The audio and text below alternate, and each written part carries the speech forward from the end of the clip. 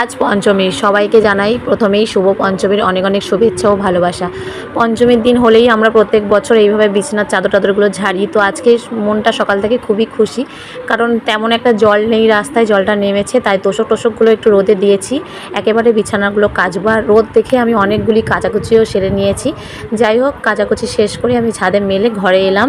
আজ ছেলের last ড্যান্সের class ছিল, তো সেই কারণে আমি ওর জন্য একটু পাঞ্জাবিটা ইস্ত্রি করে নিচ্ছিলাম, কারণ ওকে আজকে ধুতি পাঞ্জাবি পরিয়ে সাজিয়ে গুছিয়ে নিয়ে যাব কারণ আজকে লাস্ট ক্লাস, তো তাই একটু সেজে গুজে ও যাবে।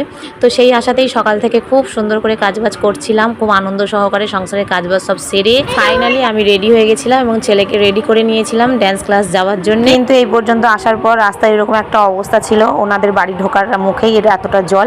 তো কি আর করার, ওর পাপাকে বললাম একটু পৌঁছে দাও, কারণ ও ধুতি পাঞ্জাবি পরেছিল। তো ওর পাপা একটু পৌঁছে দিল, তারপর আমরা ফাইনালি পৌঁছে গেছিলাম ডান্স ক্লাসে। পৌঁছানোর সঙ্গে সঙ্গেই ওর ক্লাস শুরু হয়ে গেছিলো, দেখতেই পাচ্ছ ডান্স করছে। আর খুব শিগগিরই ওর প্রোগ্রাম রয়েছে, কোথায় হচ্ছে কবে হচ্ছে সবটাই তোমাদের সাথে শেয়ার করব। আপাতত মিনি ব্লগটা কেমন লাগছো তোমরা একটু কমেন্টে জানিও। তো চলো, টাটা।